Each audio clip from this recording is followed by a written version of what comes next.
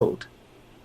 And if they think that that lesson, that fictitious lesson, is not worth learning because there is no possibility of that type of dystopia coming about on this planet, they need to either pull their head from the sand or to pull it from their ass, because that's how they're living their life. And it happens to us all. There isn't anybody who isn't part of the control mechanisms who hasn't been programmed, who hasn't been suffered from social engineering. Even those of us who virtually rebelled from the very beginning and never done what we were told. You know, I bought the false left-right paradigm for 25 years of my life. You know, I thought that there could, well, I suppose that maybe that leads me to another important fictitious lesson that I learned. The lesson from the false left-right paradigm. That there's one common denominator in every single so-called political ideology. They're all fictions because they all hide one salient factor. Every one of them has a central bank. And that central bank's power and influence and control is unaffected by a government that is communist being replaced by a government that is corporatist. There is no difference. Can you feel a change around you? Not just in yourself, but in everything, in everybody. I can, yes. Every fibre of my being feels like mankind has never had the opportunity that it has in this moment to rise up and do something better. I think that a lot of people have this sensation. It's very hard to describe what it is. It's like a cross between a heart palpitation, a mosquito bite, and tripping balls on ecstasy. It itches you, it hurts you, and it overpowers you with love at the same time. Yes. That's what it is. Very mild. It's right there, and I feel it. And it's tension, but tension that is full of promise. Yes, I can completely empathise with that. This morning, when I found out about my friends being evicted, so malevolently, there is no possible justification for treating anybody the way they were treated by the police. We live in an absolute, total corporatist police state on this island. It's been imposed upon us. Anyone who doesn't realise that, they need to just look around them. And eventually, when I say eventually, it's happening now, Vinny. I don't know anybody who doesn't know somebody who's either having problems with the police or problems with the banks or problems with council tax, another bogus operation, problems with parking tickets, speeding fines. These are all victimless crimes. And when you go into a court and you say, but where is the victim? What have I done wrong? I didn't run anybody down. I didn't kill anybody. I didn't rob anybody of anything at all. And yet you're saying, I've got to pay this fine, even though the law says it's illegal. Because they're issuing these fines without a judgment.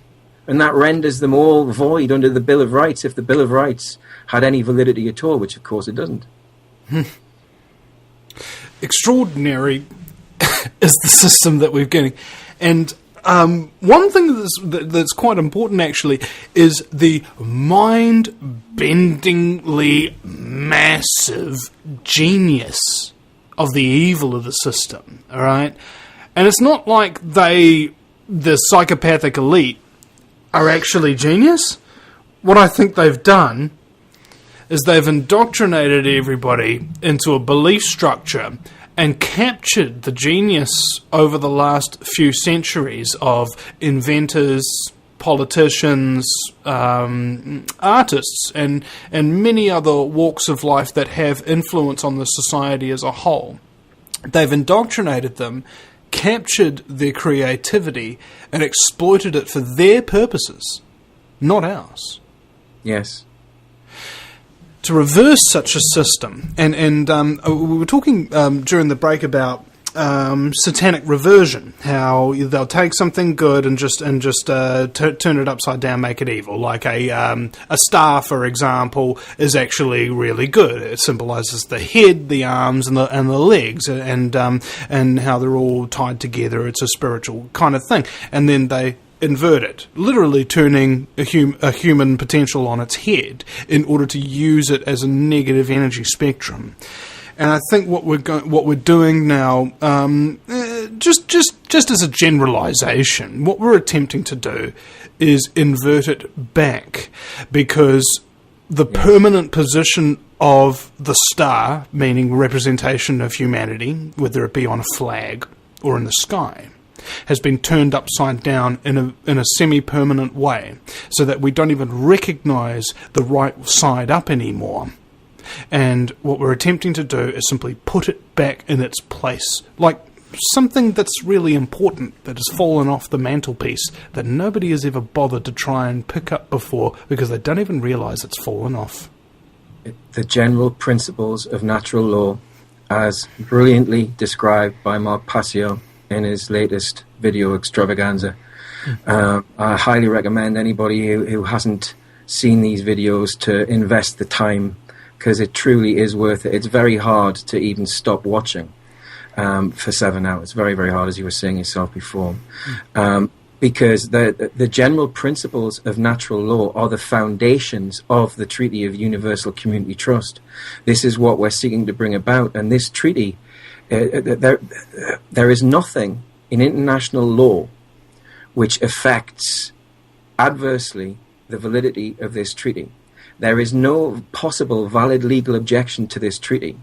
The only thing that the communities, the indigenous sovereign nations standing under Universal Community Trust, the only thing we do not currently have is explicit formal recognition from already recognized independent sovereign nations.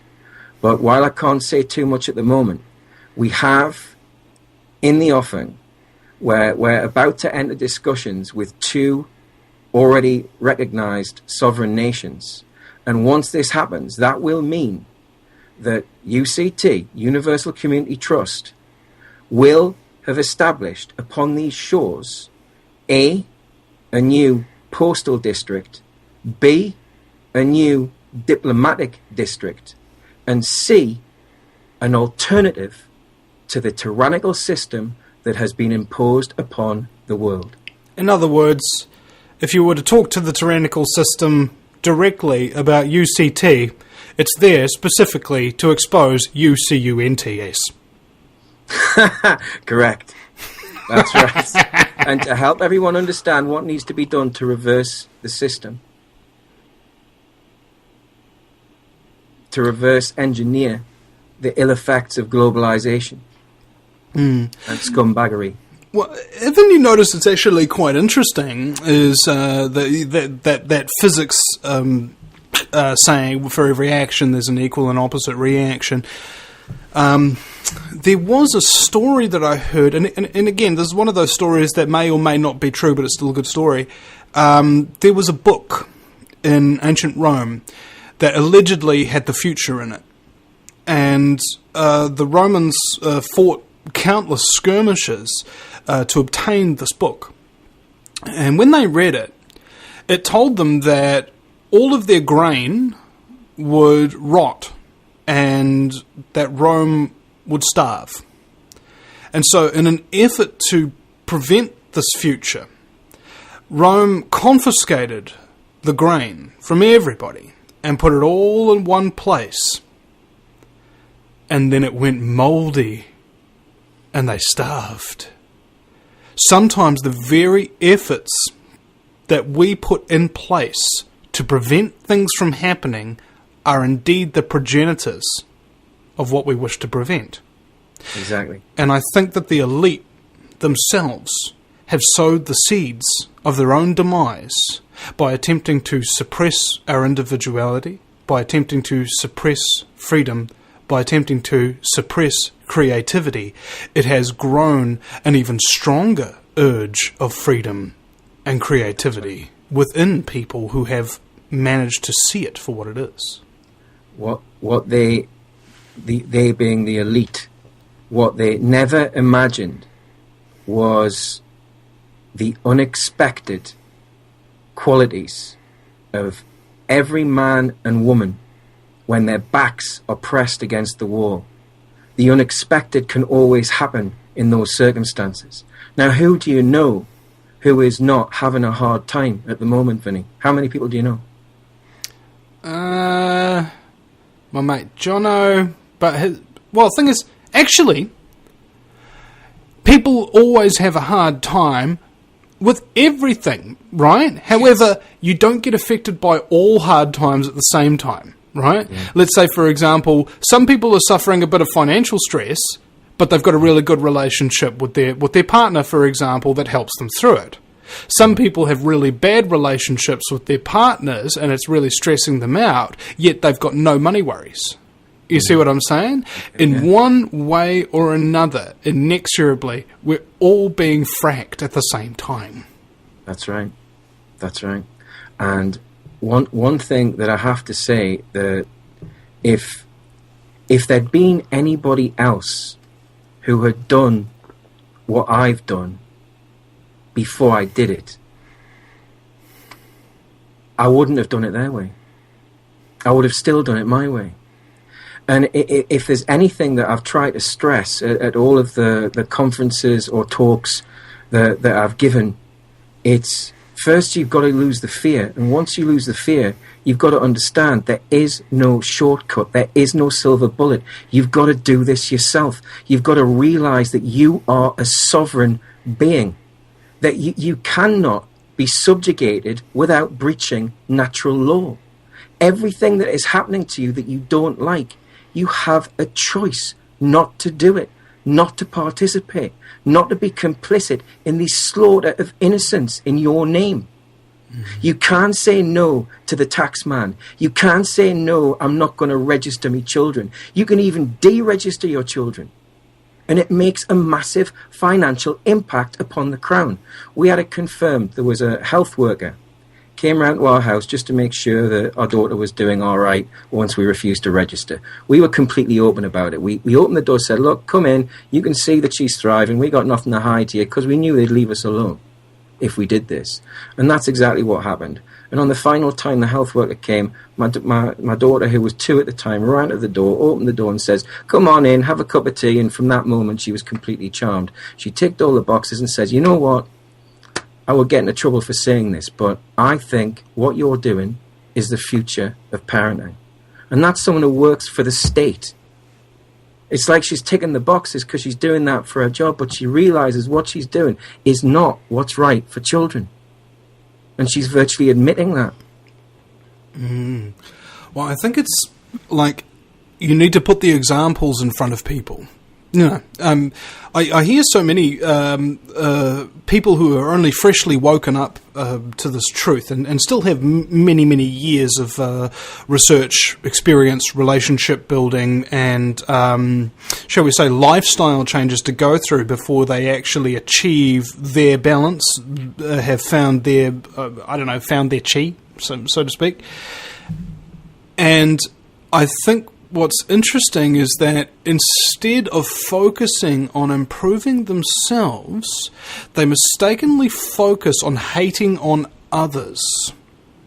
You're a slave, you're dumb, you're asleep, you're crazy, you believe in this insane system. While those things are true, is that you're prioritizing attacking others rather than defending yourself, and that makes you weak. Yes, it does. It always does. There is absolutely no point in furthering the cause of divide and conquer, which they've used so